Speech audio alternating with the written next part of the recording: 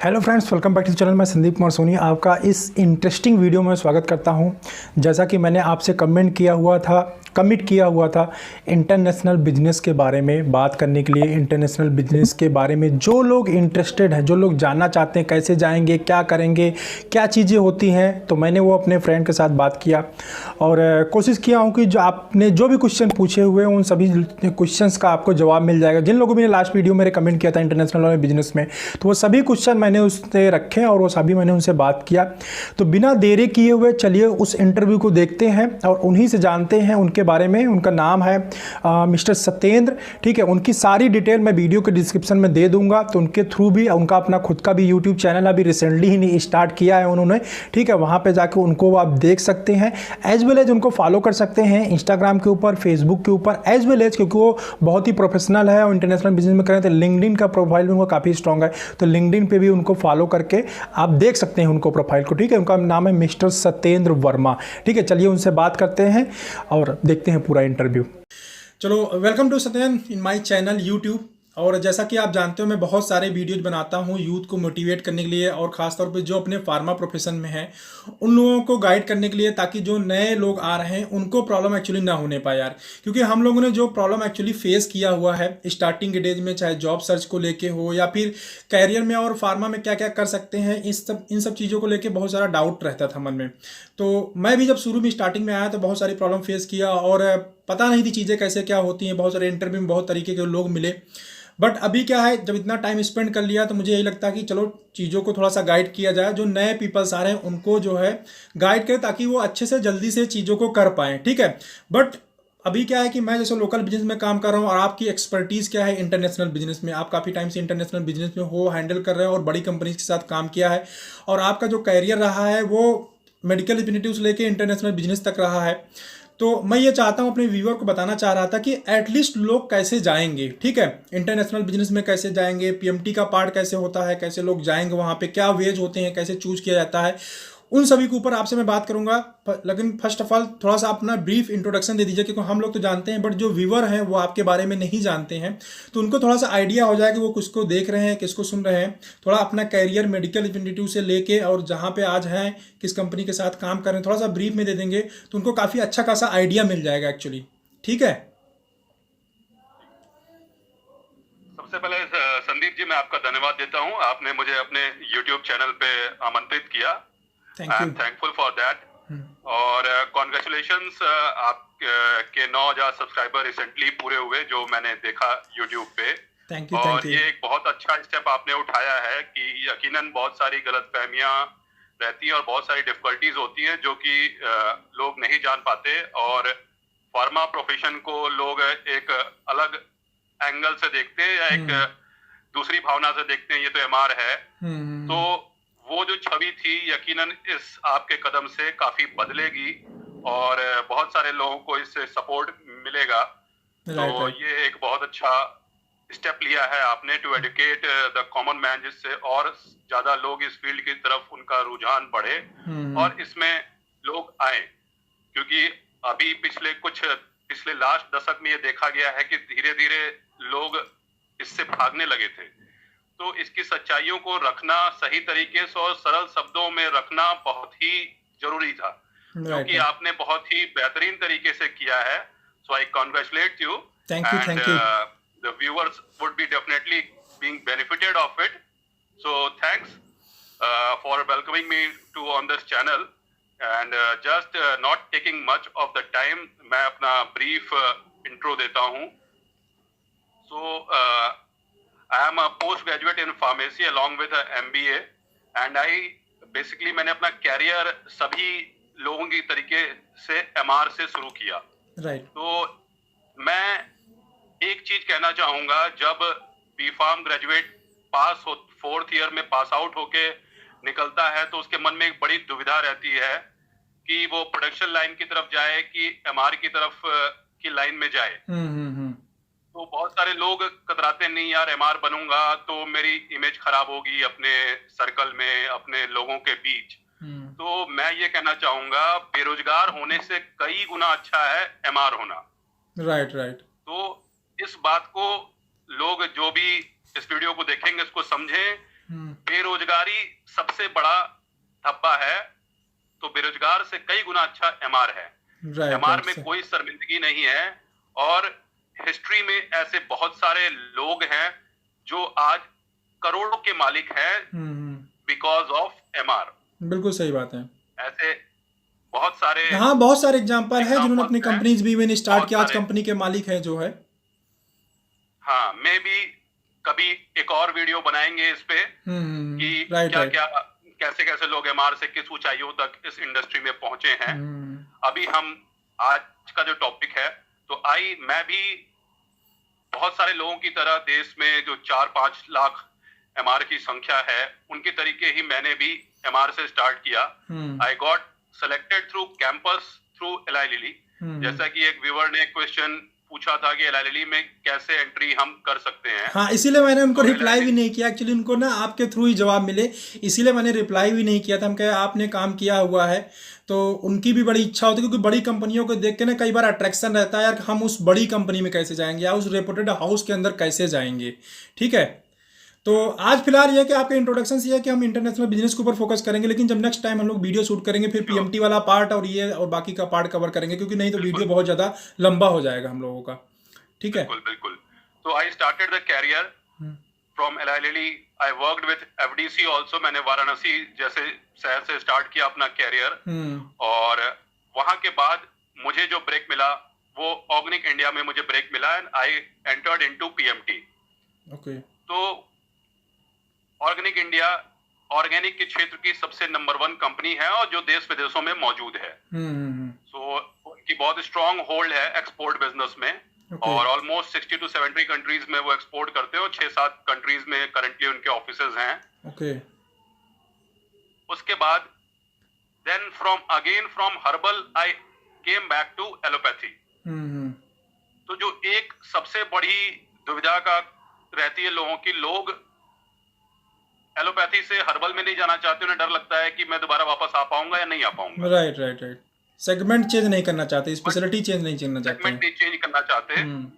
तो मैं एलोपैथिक से हर्बल में पीएमटी का एक्सपोजर लिया, और उसके बाद अगेन इन न्यूरोसाइकेट्रिक मैंने ट्वीट इंडिया, टैलेंट इंडिया में काम किया। Then again I got to work with optho remedies, जो इंडिया की 45 साल पहली ऑप्थल स्पेशलिटी डिवीजन की कंपनी थी, second ophthal specialty company in India. उस एरा में दूसरी कोई भी ophthalmic company like Sun Cipla वगैरह नहीं थी। Then I worked with MNC called Sentiss, which is leader second rank company in Russia and CIS countries. India से रशिया में पूरा एक्सपोर्ट होता है, and currently with Brawn labs, those who are exporting, the company is exporting to almost 60 countries, with registration in 60 countries and offices across 8 countries. So this was my brief intro of last 12 years of experience into pharma industry, right from MR to PMT, domestic as well as international brand management, both allopathic, herbal and nutraceutical. तो अभी तो आप उसमें नहीं हो ना, सेंटिस में? सेंटिस I have moved to international marketing in Braun Labs. अच्छा, brown lab. Okay. Yeah, Braun Laboratories. Sentis was ophthalmic export house, and Braun is multi-specialty export house. Okay. So ये एक डाइवर्सिफिकेशन हुआ, एक सिर्फ आई ड्रॉप से बाहर निकल के फिर दोबारा दूसरी चीजों के डाइवर्सिफाइड पोर्टफोलियो है यहाँ पे, mixed portfolio, multi speciality. Means यहाँ पे है तो मेडिसिन ही टोटली है। हाँ, all pharma medicines of different speciality. तो सत्येंद्र, मुझे एक चीज़ बताओ कि जो अगर इंटरनेशनल बिजनेस जो है एक्चुअली वो है क्या इंडिया के अंदर, हम बात करें, जैसे बहुत सारे लोगों के मन में होता है ना, है क्या एक्चुअली, है क्या होता है इंटरनेशनल बिजनेस के अंदर, या जैसे आप उस काम कर रहे हैं वहाँ पे, तो होता क्या है एक्चुअली, वर्क क्या होता है? देखिए, इंटरनेशनल बिजनेस इज बेसिकली ये एक एक्सपोर्ट बिजनेस है, और जैसा कि अभी कोरोना के बीच आप सबने सुना होगा कि भारत विश्व की करीब 20 से 25% जेनरिक दवाइयां एक्सपोर्ट करता है। राइट। तो इंडिया एक बहुत बड़ी एक्सपोर्ट इंडस्ट्री है फार्मास्यूटिकल, और विश्व में इंडिया का बहुत बड़ा योगदान है। अभी हाइड्रोक्लोरोक्विन की वजह से इंडिया पूरे विश्व के 85 देशों में हाईलाइट हो कर रही है इस मेडिसिन को। राइट, हाइड्रोक्सीक्लोरोक्विन, जो कि कोरोना में बेनिफिशियल पाई गई है, तो उसको 85 देशों में एक्सपोर्ट कर रही है, ओके, यहाँ से बनाकर। तो एक्सपोर्ट बिजनेस बेसिकली है बड़े हाउसेस जिनका प्रेजेंस कई कंट्रीज में है।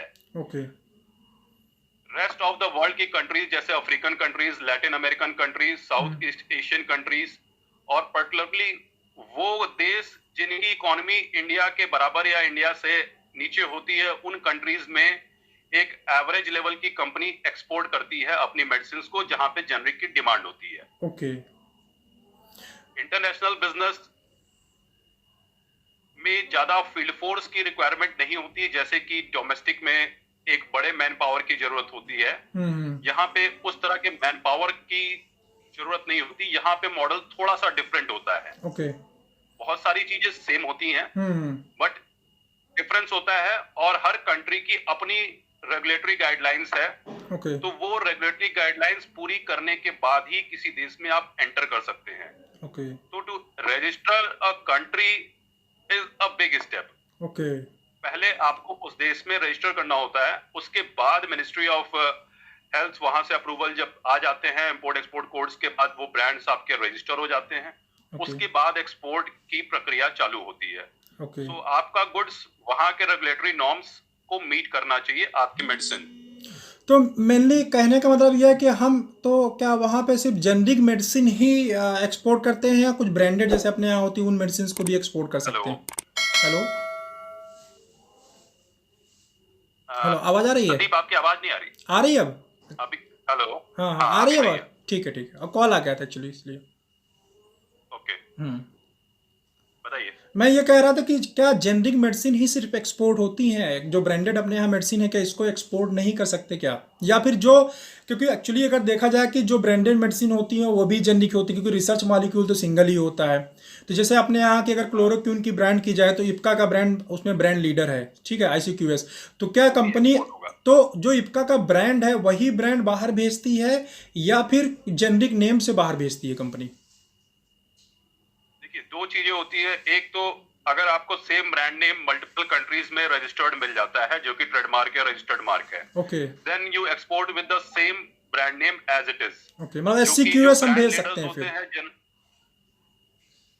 हाँ, जनरली जो ब्रांड लीडर्स होते हैं वो सेम नेम से एक्सपोर्ट होते हैं। जो नंबर 1 ब्रांड होता है, दे IPR के टाइम पे वो कई मल्टीपल कंट्रीज में उस नाम को रजिस्टर कराते हैं। ओके, जिससे कि अगर भविष्य में इसको एक्सपोर्ट करना हो तो हम सेम नाम से एक्सपोर्ट करें। ओके, अगर आपने पहले इंडिया में लॉन्च किया और बाद में आपकी मंशा होती है कि आप उस देश में भेजें, लेकिन अगर वो सेम नेम वहां के कंट्री में मौजूद होगा तो फिर वो आपके मेडिसिन का वो नाम नहीं हो सकता, देन आपको नाम चेंज करके एक्सपोर्ट करना होगा। Okay, okay, okay. तो मुझे एक चीज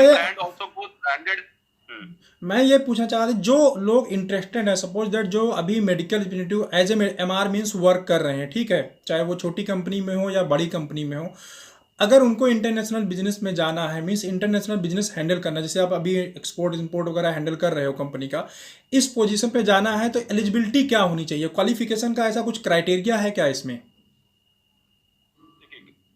इंटरनेशनल बिजनेस में दो तरह की अपॉर्चुनिटीज होती हैं। एक अपॉर्चुनिटी जो होती है वो होती है कंट्री मैनेजर की, ओके, और एक अपॉर्चुनिटी होती है कि आप इंडिया में बेस्ड हैं और आप जो पेपर वर्क और उससे रिलेटेड डॉक्यूमेंटेशन के पार्ट हैं, regulatory clearance and all marketing strategy and basically India की जो PMT जो हम जानते हैं, तो एक डिपार्टमेंट होता है जो मार्केटिंग सपोर्ट प्रोवाइड करता है based eight parent country. Okay, मतलब इंडिया में रह के बाहर की कंट्री को सपोर्ट देना, कुल मिला के वहां की मार्केटिंग स्ट्रेटजी डिजाइन करना, कैसे मार्केटिंग सपोर्ट देना।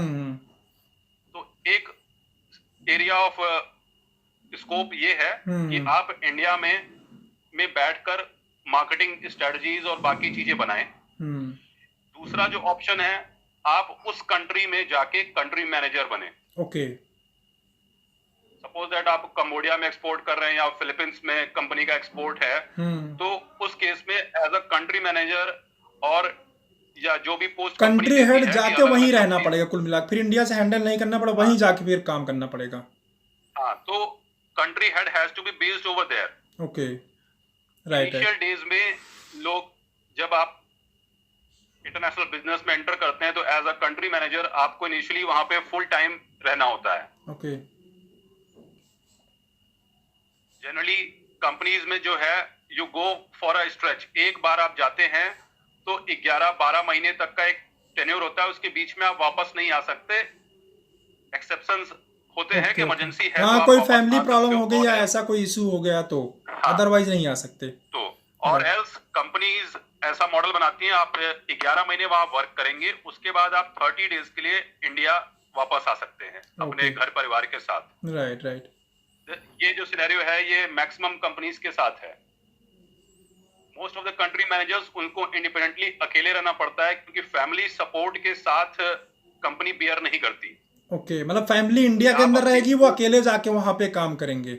वो अकेले जाके वहां पे रहें क्योंकि ओके पूरे फैमिली को स्पॉन्सर नहीं करती companies.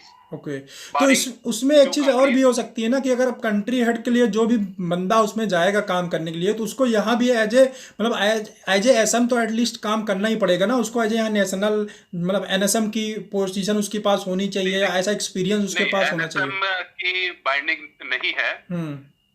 Best of the best, अगर आपने यहाँ पे एक मैनेजरियल रोल एएसएम आरएसएम या ऐसी कोई सी पोस्ट पे हैं ओके जहाँ पे आप डॉक्यूमेंटेशन प्लस फील्ड वर्किंग दोनों चीजें आपने सीखी हुई हैं, ओके। तो मीन्स कुल मिला रूल्स रेगुलेशन वो अगर जॉब आपको को पता कंपनी है, कुल प्रेफर मिला के करती हैं।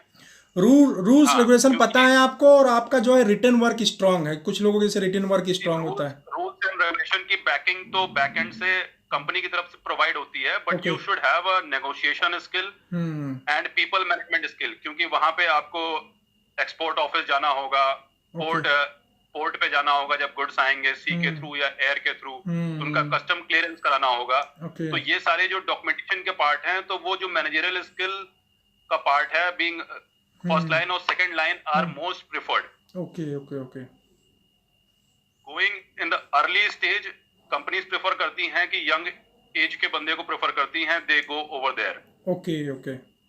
ऐसा कुछ इसेंशियल और क्वालिफिकेशन में कोई बाउंडेशन वहां पे जाने में? क्वालिफिकेशन की बाउंडेशन नहीं है, MBA is always desired. Okay, कुल मिला के ये कह MBA सकते हैं कि because that is कम्युनिकेशन अगर बेटर है, कम्युनिकेशन अच्छा है, और आपने जो communication skill, रिक्वायर्ड जो आपने people बताया कि management, डॉक्यूमेंटेशन अगर communication उसका skill अच्छा and होता soft है तो जा सकते हैं। कुल मिला के डॉक्यूमेंटेशन होना चाहिए, कम्युनिकेशन स्किल्स अच्छा होना चाहिए, skills। बट ऐसा नहीं है कि three things are hmm legal, there is no binding कि आपके पास ये डिग्री होनी चाहिए या होना चाहिए। ओके आप pleasing personality with a good communication skill and soft skill, ये तीन बेसिक एसेंशियल चीजें हैं जो कि आपकी मोर देन 80 to 90% कंपनीज में आपको फिट बैठाती हैं। Okay if you have an additional foreign language knowledge, वो बहुत इंपॉर्टेंट है, ओके बिकॉज जिस कंट्री में आप होंगे वहां पे आपकी लैंग्वेज मदर टंग नहीं चलेगी, तो आपके कम्युनिकेशन में बैरियर होगा, इसलिए आपको एटलीस्ट वन फॉरेन लैंग्वेज आती रहे तो वो बेस्ट सूटेड है। एडिशनल वर्क करेगा, एडिशनल पॉइंट ऐड करेगा। A class companies of export house, right right. Top companies में फॉरेन लैंग्वेज मैंडेटरी है कि एटलीस्ट आपको फ्रेंच आता हो या जर्मन आता हो, ऐसी कोई एक लैंग्वेज आती हो, तो उन कंट्रीज में आपकी डिमांड बढ़ जाती है if you know the foreign language. Okay okay okay. जो मीडियोकर कंपनीज हैं वहां पे आपको फॉरेन लैंग्वेज नहीं भी आती है तो भी सिलेक्शंस हो जाते हैं, क्योंकि वो कंपनीज ट्रांसलेटर के तौर पे एक सुपरवाइजर आपको अलॉट करती हैं कम्युनिकेशन के लिए जो उस कंट्री में। तो उन केसेस में हम सब जानते हैं कंपनी अपने बैलेंस शीट को मेंटेन करती है। द कंपनीज जहां पे आपको सुपरवाइजर प्रोवाइड कर रही है एक लैंग्वेज बैरियर को रिजॉल्व करने के लिए, राइट राइट, ऑब्वियसली वो कंपनी पे उतना नहीं करेगी, दोनों का खर्चा निकालेगी, सिंपल सी बात है। वो डिफरेंट पर्क्स देंगी, और जो कंपनियां आप एक एडिशनल स्किल लेके जा रहे हैं वहां पे पे स्केल डिफरेंट होगी। तो स्किल अगर आप इंटरनेशनल मार्केटिंग में कैरियर बनाना चाहते हैं तो best is French and German. Okay, इन दो लैंग्वेजेस में से चूज करें, गो फॉर फ्रेंच और German. Okay okay okay. Because French से आपको इंडिया का जो मेजर एक्सपोर्ट है आपका अफ्रीकन कंट्रीज, तो वहां पे जो पोर्ट तो फ्रेंच में होता है, फिर वहां से बाई सी आपका आइवरी कोस्ट, घाना, इन सब कंट्रीज में बाई सी जाता है। तो अगर कोई ओके ओके। कोई अगर इंटरेस्टेड है सत्येंद्र कि as a medical, suppose that मैं एज ए एमआर काम कर रहा हूँ अभी, ठीक है, मेरा इंटरेस्ट ये है कि मैं एज ए कंट्री मैनेजर जाऊँ, तो मुझे क्या ऐसा करना चाहिए एज ए मेडिकल इंजीनियर? भी मुझे 1 या 2 साल का एक्सपीरियंस हुआ है सपोज दैट, और मैं चाहता हूँ कि मैं फॉरेन कंट्री में जाऊँ एज ए कंट्री हेड, तो मुझे किस लेवल की या कौन कौन सी प्रिपरेशन करनी चाहिए मुझे? प्रिपरेशन के तौर पे सबसे पहले आप अपने को एक फॉरेन लैंग्वेज के लिए एनरोल करें, आइदर थ्रू ऑनलाइन मीन और इवनिंग क्लासेस पे कहीं से आप एक फॉरेन लैंग्वेज के लिए आपको एनरोल कर लें। Okay. Once you acquire that, एक बार आपके पास ये फॉरेन लैंग्वेज की डिग्री आ जाए, उसे अपने रेज्यूमे या सीवी में उसको हाईलाइट करें, okay. And post that and so your area of interest in naukri.com और any job portal for foreign country. Okay. अपने डिजायर्ड कंट्री को आप हाईलाइट करें, देन ऑटोमेटिकली आपके पास रिक्रूटर से कॉल आने लगेगी। ओके। ये एक इजीएस्ट वे है, बिकॉज सेंडिंग रेज्यूम डायरेक्टली वो एंटरटेन नहीं होता, जंक बॉक्स में रह जाता है।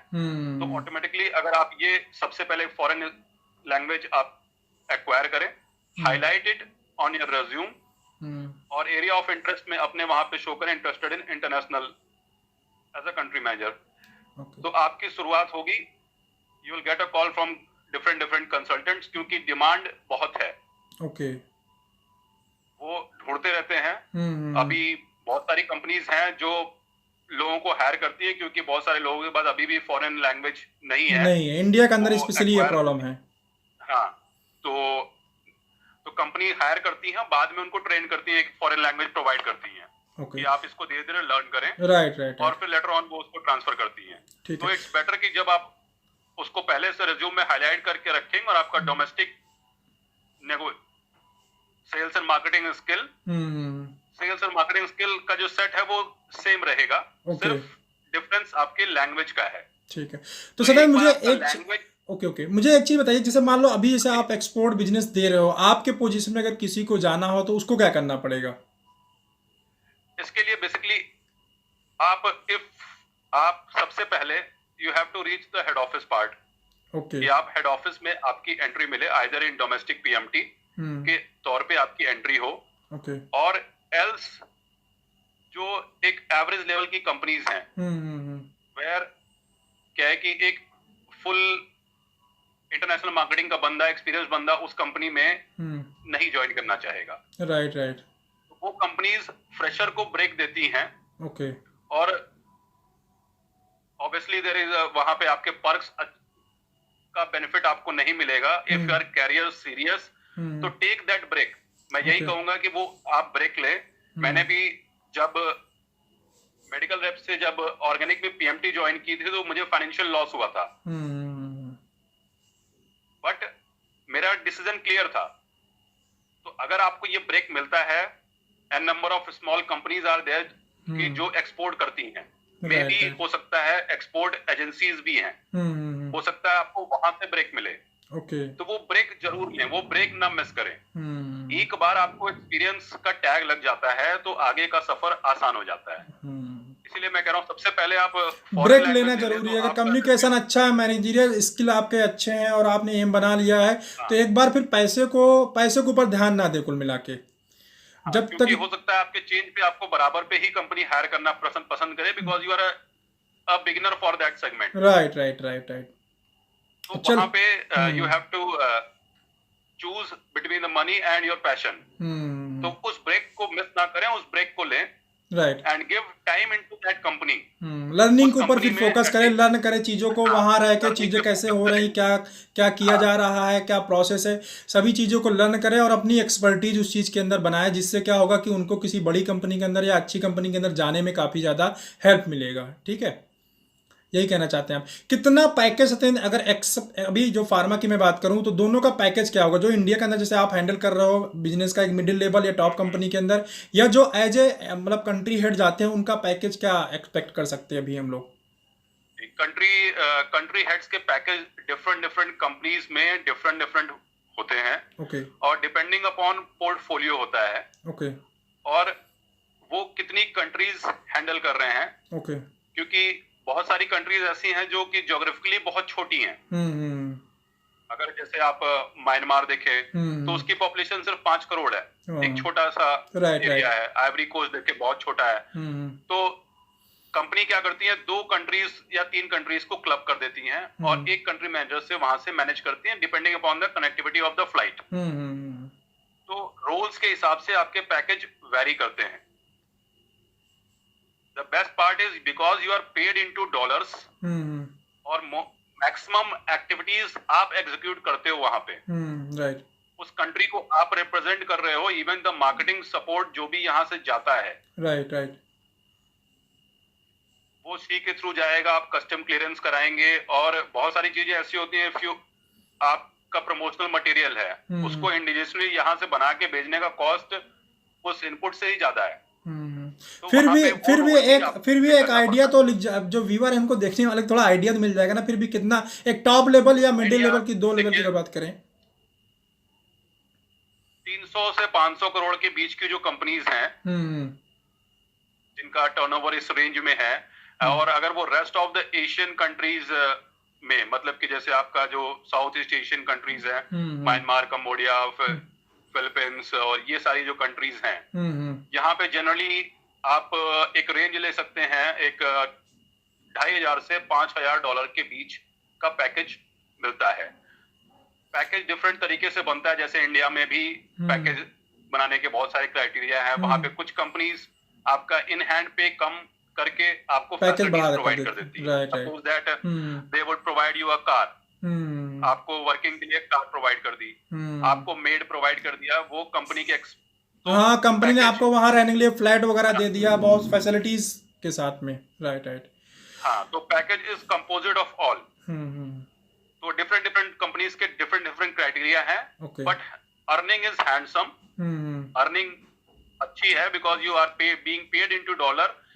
Your single penny saved automatically it's 70 times 60 times into the Indian currency. तो जो लोग अभी इंडिया के अंदर काम कर रहे हैं, जो इंटरनेशनल बिजनेस देखते हैं, उनका पैकेज कितना रेंज करता है, जो इंडिया में बैठ के इंटरनेशनल बिजनेस को हैंडल करते हैं? इंडिया में पहले जो कंट्री हेड्स वहां पे हैं, apart from the marketing part, जो इंडिया में बैठ के सेल्स कंट्रोल करते हैं, उन्होंने पास्ट में 2 साल या 4 साल 5 साल उस कंट्री या उस सेट ऑफ कंट्रीज में काम किया हुआ है। तो they know the geography and each and everything.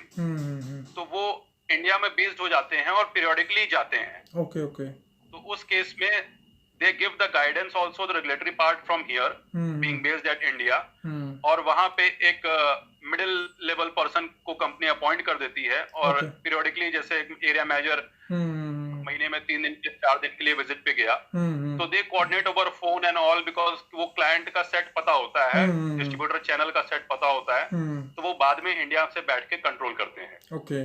But पहले वहां पे कंट्री मैनेजर बन के उस ज्योग्राफी की XYZ ABCD पूरी आपने कंठस्थ कर ली, उसके बाद आपको इंडिया में अपॉर्चुनिटीज मिलने लगती हैं। नहीं, जैसे अभी आप जिस पोस्ट पे काम कर रहे हो, ठीक है, जैसे अभी आप बाहर तो नहीं गए ना?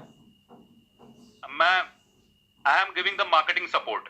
मतलब आप PMT वाला पार्ट देखते हो कुल मिला के? Product development support. I will be going, मैं वहां पे मार्केटिंग स्ट्रेटजीज को एनालाइज करने के लिए जाऊंगा, सेल्स फ्रंट के पॉइंट ऑफ व्यू से नहीं। अच्छा, I am providing the marketing strategical support. Means वही है कि जो इंडिया की PMT थी, इंडिया में जैसे PMT में आप काम कर रहे हैं, तो अभी इंटरनेशनल PMT वाला वर्क करने लगे। International brand management, international brand management you can say. तो जो अभी आप कर रहे हो, इसमें कितना पैकेज रेंज करता है? ये भी कंपनी टू कंपनी वेरी करता है। एक मुझे आइडिया दे दो कि जो लोकल, मुझे 2 चीज का आइडिया दे, क्योंकि ये बहुत सारे लोगों को क्वेश्चन होता है, अभी क्वेश्चन भी लेंगे, उसके लिए भी टाइम काफी हो गया, 30 मिनट का हो गया लगभग। ये जो इंडिया की PMT है, उनका कितना एवरेज लगभग सैलरी रहता है, जो टॉप कंपनीज है और जो मिडिल वाली है? और जैसे आप इंटरनेशनल ब्रांड हैंडलिंग कर रहे हैं यहाँ से, मतलब PMT as a international PMT handle कर रहे हैं, तो उसका पैकेज कितना होता है लगभग? देखिए, डोमेस्टिक में PMT की जो स्लैब्स है वो वेरिएबल है। आपकी जो कंपनीज हैं MNCs, they obviously pay more. You can say expect almost 20 to 30% extra of the domestic companies. Additionally, the brand which you are handling, आप कितने वैल्यू का ब्रांड और कितने वैल्यू का पोर्टफोलियो हैंडल कर रहे हैं। अगर आप GSK का एग्जांपल देखेंगे तो वो पैकेज एक नॉर्मल इंडियन हाउस के का डबल हो सकता है। Being an MNC and the portfolio जो जीएसके का ब्रांड होगा वो वैल्यू वाइज 400 करोड़, 300 करोड़, 100 करोड़, 200 करोड़ ऐसा होगा। राइट। तो फिर भी एक आइडिया दे दो, शॉर्ट में एक आइडिया दे, क्योंकि नहीं वीडियो बहुत ज्यादा बड़ा हो जाएगा ये। ठीक है। स्टार्टिंग प्रोडक्ट एग्जीक्यूटिव की जो स्टार्टिंग होती है वो जनरली एक average to middle rank companies की 30 to 40 के से स्टार्ट होता है product executive. This is a entry level package. Then periodically with years of experience and your performance, if your brand clicks, then obviously the company values you and your increments and all goes well. Okay. जो top companies हैं उनकी from product managers from 4 साल से 5 साल के experience, 4 से 5 साल के experience up to the limit of 10 से 12 लाख के बीच में एक एवरेज ठीक ठाक कंपनीज में आ जाता है, और exceptionally MNCs it goes 15-16। Okay. और जैसे जैसे आपका नंबर ऑफ इयर्स बढ़ते हैं तो ये पैकेज और बढ़ते जाता है। GPM goes somewhere around 15 to 20 lakhs। Okay. Marketing manager goes up to 25 to 30 lakh in 1000 crore up to 2000, 3000 crore company। Okay. And GM and all 50-60 lakhs per annum। तो ये एक रफ रेंज है जो मैंने बताया है। Definitely bargaining and switch over of company, जितना negotiate कर सके वो तो अपने टैलेंट के ऊपर डिपेंड करता है, प्लस आपका जो पास्ट एक्सपीरियंस है उसके ऊपर भी काफी कुछ डिपेंड करता है। वो भी डिफाइन करती है आपके पर्क्स को। चलो ठीक है सत्येंद्र, काफी वीडियो लंबा होता जा रहा है, आधे घंटे का एक्चुअली हो चुका है यार। तो अभी कुछ क्वेश्चन ले लेते हैं जो व्यूअर का एक्चुअली क्वेश्चन है, जिसके लिए मैंने पूछा हुआ था उन लोगों से। एक बहुत कॉमन क्वेश्चन मुझे बहुत टाइम से परेशान कर रहा है, ये मैं बार बार मना करता हूँ, मुझे इंटरनेशनल बिजनेस का आइडिया नहीं है, लेकिन फिर भी पूछते हैं। अगर आपको आइडिया हो जरा मुझे बताइए कि कोई भी बंदा अगर यहाँ से जाके फॉरेन कंट्री के अंदर एज ए मेडिकल रिप्रेजेंटेटिव काम करना चाहता है तो उसके लिए क्या कोई ऑप्शन है या कोई तरीका है?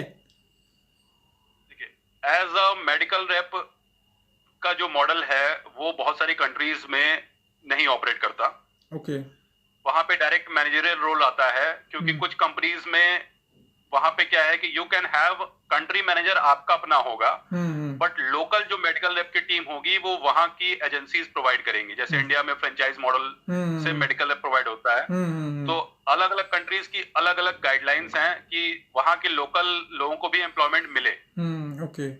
तो उस लेवल पे वो वहां के लोगों को हायर करते हैं, बिकॉज मेडिकल रेप पहला फेस होता है डॉक्टर का।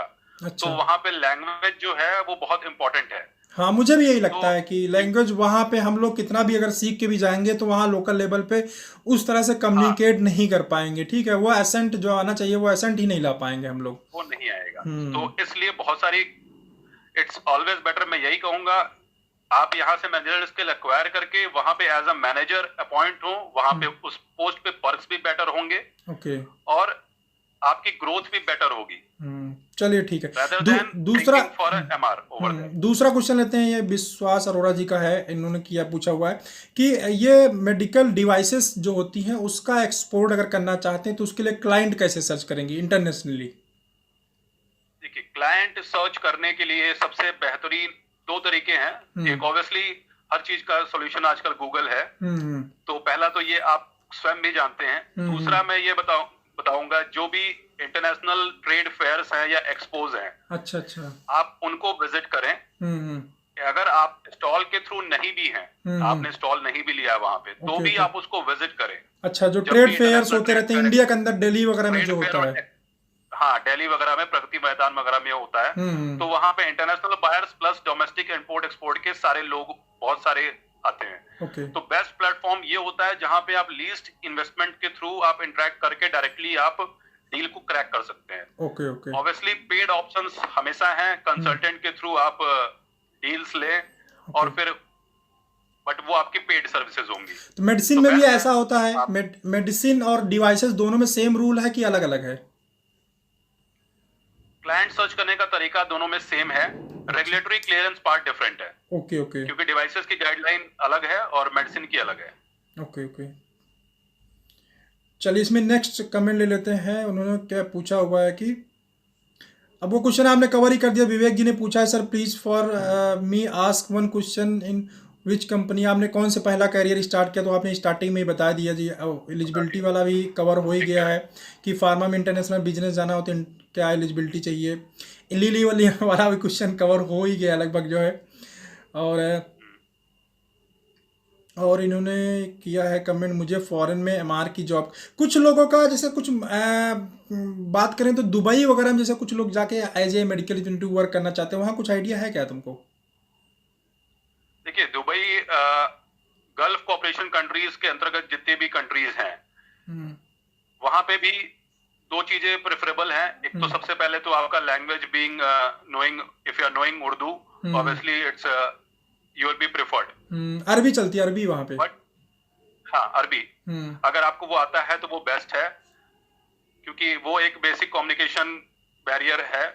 दूसरा, वहाँ की जो लोकल कंपनीज हैं, जो वहाँ की नेटिव कंपनीज हैं, वो मेडिकल लैब्स हायर करती हैं। अच्छा, इंडिया से तो हायर करती हैं? आपको जॉब, हाँ, हायर की जाती हैं, मेडिकल लैब्स के तौर पे भी हायर होते हैं लोग। बट इस तरह का मॉडल बहुत कम कंट्रीज में चलता है, बिकॉज कि सन ऑफ द सॉइल जो आपने सुना होगा कि जिस हेडक्वार्टर का बंदा है वो वहां का होगा तो अच्छा नेटिव वाले वही बात तो हो जाती है, फिर एसेंट मैच करेगा नहीं उसका, फिर वही प्रॉब्लम आ जाएगी। सही बात है, ये यूनिवर्सल चीज है। हाँ, ऑब्वियसली ब्रेक्स मिलते हैं, लेकिन चांसेस काफी कम है। अपॉर्चुनिटीज होती हैं, बट बेटर अपॉर्चुनिटीज है कि यहाँ से मैनेजर बन के जाएं, और एल्स क्या है कि earning part is very important. चलिए, एक लोग कमेंट है कि अगर मतलब कोई अभी कंपनी स्टार्ट कर रहा है, वो चाह रहा है कि मैं इंडिया ना करके मैं बाहर से ही एक्सपोर्ट करना स्टार्ट करूँ, स्टार्टिंग से ही बाहर की कंट्री को अट्रैक्ट करूँ, तो उसको बेसिक क्या करना चाहिए किसी कंपनी को स्टार्ट करना चाहता है उसके लिए? देखिए, सबसे पहले आपकी कंपनी रजिस्टर्ड होगी और आप इंपोर्ट एक्सपोर्ट कोड लेंगे और इंपोर्ट एक्सपोर्ट सर्टिफिकेशन लेंगे। उसके बाद दो रास्ते होते हैं। इफ अगर आप खुद मैन्युफैक्चरर हैं या आउटसोर्स करके मैन्युफैक्चर करा रहे हैं, तो जिस कंट्री को आप एक्सपोर्ट करना चाहते हैं वहां की रेगुलेटरी गाइडलाइंस के हिसाब से आपका प्रोडक्ट बनना चाहिए। तो एक्सपोर्ट क्वालिटी के गुड्स अलग तरीके से बनाए जाते हैं, उसके मैन्युफैक्चरर्स अलग हैं। उस क्राइटेरिया को मीट करके आपको प्रोडक्ट बनाना होगा। और इंपोर्ट एक्सपोर्ट आपके पास सर्टिफिकेट होना चाहिए। फिर वहाँ वो एजेंट वाला भी बात आ जाएगी, एजेंट वही सेट करना पड़ेगा। फिर आपको डोजियर फाइल करना पड़ेगा, वहां पे डोजियर भेजना पड़ेगा। Once the dossier gets approved, एक बार आपके प्रोडक्ट अप्रूव्ड हो गए, इसके लिए आपको किसी क्लाइंट की हेल्प लेनी होगी, क्योंकि अगर आप बिगिनर हैं तो आपके टर्म्स नहीं है वहां पे। अगर आपने वहां पे पहले से काम किया हुआ है और एक्सपीरियंस, कंट्री मैनेजर का एक्सपीरियंस लेने के बाद ये काम करते हैं, तो ये काम आप खुद भी कर सकते हैं। सही बात है। फिर उसके बाद विद ट्रांसफर प्राइस वगैरह लेके आप गुड्स को एक्सपोर्ट कर सकते हैं।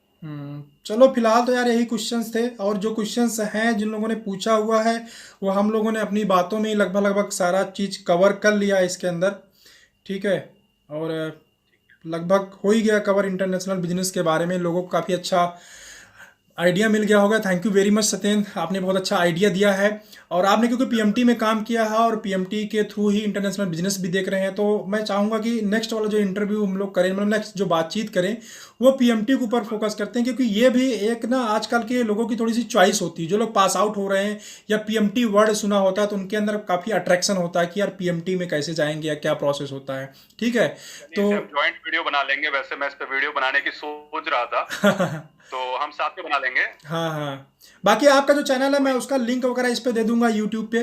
ठीक है, और मैं इसको बीच स्टार्टिंग थोड़ा इंट्रोडक्शन दूंगा, तो उसमें चीजें, अगर उनको कोई भी जानकारी चाहिए ब्रांड से, ब्रांडिंग के थ्रू या ब्रांड मैनेजमेंट के लिए, आईपीआर के लिए, रेगुलेटरी के लिए, तो वो मुझे इंस्टाग्राम पे फॉलो कर सकते हैं या मेरे लिंक्डइन पे मुझे कनेक्ट कर सकते हैं और यूट्यूब पे कनेक्ट कर सकते हैं। राइट। ये सारे लिंक मैं जो है, ये सारे लिंक मैं अपने वीडियो के डिस्क्रिप्शन में डाल दूंगा, जिससे लोगों को काफ़ी इजी हो जाएगा चीज़ें करना। ठीक है सत्येंद्र, इस इंटरव्यू के लिए खैर देखते हैं कैसा क्या बना, अभी कुछ पता भी नहीं है। ठीक है, रिकॉर्डिंग वगैरह सही से हो जाए। आपके सारे वीडियोस काफी अच्छी क्वालिटी की होती हैं। अब ये वाला टेक्निक नहीं मालूम है, आजकल लोग बहुत ज़्यादा कर रहे हैं ना, ये वाला टेक्निक एक्चुअली मालूम नहीं है, फर्स्ट टाइम हम लोग कर ही रहे हैं। अभी देखता हूँ कैसे क्या होता है, तो नेक्स्ट टाइम हो सकता है इससे बेटर हो, क्वालिटी भी और तरीका भी मुझे पता चल जाए कैसे क्या होता है। और इस सारी जानकारी के लिए आपका बहुत बहुत धन्यवाद। मिलते हैं फिर आपसे बहुत जल्दी, और कोशिश करूंगा कभी आपके साथ बैठ के ये बातचीत हो तो और ज़्यादा बेटर होगी। ठीक है, मीटिंग होती है फिर दिल्ली में। बहुत दिन हो गए मिले। हाँ वही मीटिंग वोटिंग चलिए, दिल्ली आज साइड में प्लान हो। वर्चुअल मुलाकात हुई। हाँ मीटिंग रियल वही हो। मुलाकात भी जल्द होगी जब कभी आप राइट। गुड़गांव या दिल्ली आए। हाँ वही ना, दिल्ली की साइड में मीटिंग प्लान होती है तो फिर प्लान करते हैं, फिर मिलते हैं, तब थोड़ा और ज़्यादा खुल के बातें हो पाएंगी और डिटेल में बात करेंगे। ठीक है, चलो ठीक है, बस वीडियो को यहीं पे एंड करते हैं। Thank you very much for your valuable time. My pleasure, my